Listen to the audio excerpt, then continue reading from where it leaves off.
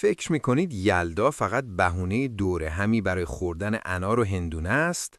کاملا در اشتباهید. یلدا در واقع یک جشن نجومی و ریاضیاتیه. یک محاسبه دقیق مهندسی که هزاران سال پیش وقتی هنوز تلسکوپ اختراع نشده بود توسط اجداد ما انجام شده. ما امشب تاریکی رو جشن نمیگیریم. ما انقلاب زمستانی یا وینتر سولستیس رو جشن میگیریم. لحظه‌ای که محور زمین در خاص‌ترین زاویه ممکن نسبت به خورشید قرار میگیره. تو این ویدیو قرار نیست قصه بگیم. قراره با 6 فکت علمی و تاریخی ثابت کنیم چرا طراحی این جشن نشون دهنده نبوغ محض ایرانیان باستان بوده و چرا نیمی از جهان بدون اینکه بدونن وامدار این محاسبه دقیق هستن. اگه فکر میکنید همه چیز رو راجع به یلدا میدونید، تا آخر این ویدیو نظرتون عوض میشه. بیایید اول از همه با یه دروغ بزرگ خداحافظی کنیم. یلدا سردترین شب سال نیست. یلدا آغاز روند سرد شدنه. اما ماجرا چیز دیگه ایه. از نظر نجومی زمین با زاویه 23.5 درجه کج میچرخه. در لحظه یلدا خورشید به پایین‌ترین نقطه در افق جنوب شرقی میرسه و کوتاه‌ترین قوس روزانه رو در آسمان طی میکنه. ایرانیان باستان با دانش ریاضیات و رصدخونه‌های ابتدایی مثل چارتاقی‌های نیاسر دقیقاً متوجه شده بودند که در این شب یک توقف رخ میده. واژه سولیستس در لاتین دقیقاً یعنی توقف خورشید.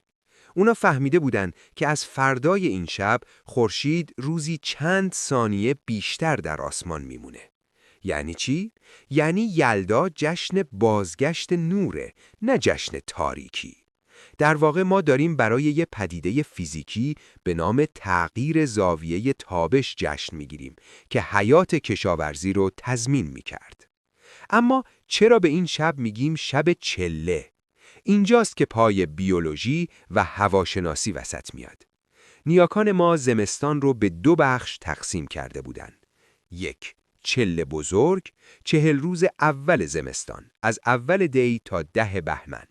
2. چله کوچیک، 20 روز بعدی، از 10 بهمن تا اول اسفند. چرا 40 روز؟ عدد 40 در فرهنگ خاورمیانه و فلات ایران یک عدد مقدس و یک سیکل کامل بیولوژیکیه، مثل 40 هفته بارداری، 40 روز قرنطینه بیماری. نکته علمی اینجاست. اوج سرمای فیزیکی زمین در چله بزرگ رخ میده.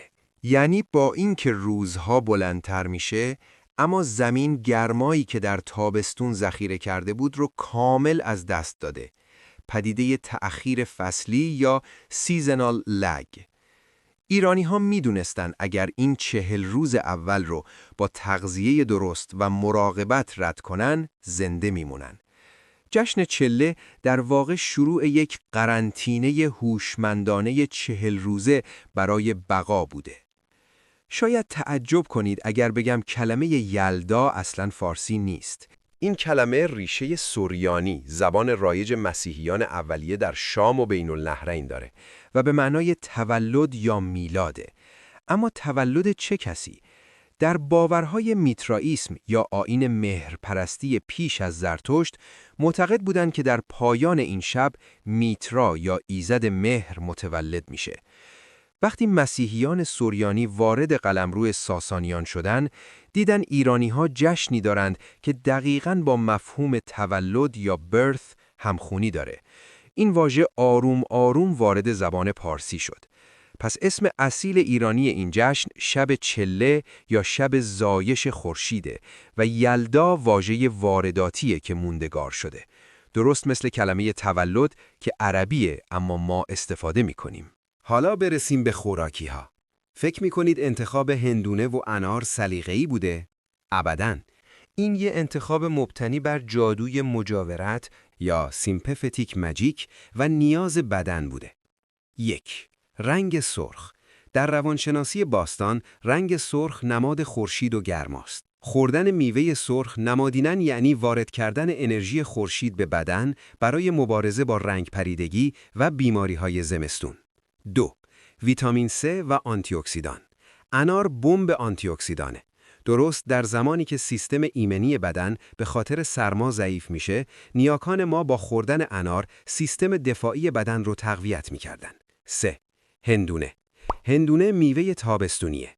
نگهداری اون تا زمستون تکنولوژی خاصی میخواسته.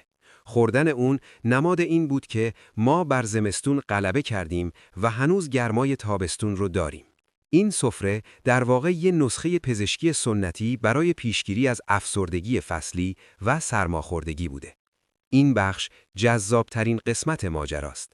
آیا یلدا و کریسمس به هم ربط دارن؟ علم تاریخ میگه بله، قطعاً. در قرنهای اول تا سوم میلادی، آیین میترا یا خدای خورشید ایرانی توسط سربازان رومی به اروپا رفت و تبدیل به یک دین قدرتمند شد. رومی‌ها روز 21 دسامبر نزدیک یلدا رو به عنوان ناتالیس سولیس اینویکتی یا تولد خورشید شکست ناپذیر جشن می‌گرفتند. بعدها که کنستانتین امپراتوری روم رو مسیحی کرد، چون نمیتونست جلوی جشن گرفتن مردم رو بگیره، تاریخ تولد حضرت مسیح که در انجیل دقیق مشخص نشده رو منطبق کرد بر همین جشن تولد خورشید. حتی درخت سرو که ایرانی‌ها به عنوان نماد ایستادگی در برابر سرما تزیین می‌کردند، الگوی اولیه درخت کاج کریسمس شد. پس وقتی جهان کریسمس رو جشن می‌گیره، در لایه‌های زیرین تاریخ در حال ادای احترام به سنتیه که ریشه در فلات ایران داره. پس یلدا فقط یک مهمونی خانوادگی نیست. یلدا جشن دانشه. جشن پیروزی محاسبات ریاضی بر ترس‌های خرافی. جشن آگاهی از این واقعیت نجومی که حتی در اوج تاریکی چرخش کیهان به سمت نور آغاز شده. دفعه بعد که انار رو تو دستتون گرفتید، به یاد بیارید که شما وارث تمدنی هستید که هزاران سال پیش حرکت ستارگان رو میفهمید و برای بقای روح و جسمش مهندسی میکرد. اگه به این سبک ویدیوها علاقه دارید، خوشحال میشم چنلمو سابسکرایب کنید، ویدیو رو لایک کنید و تو کامنت ها برام بنویسید شهر شما چه رسم خاصی داره که بقیه ایران ازش بیخبرند. یلداتون یا بهتر بگم آغاز بازگشت خورشیدتون مبارک.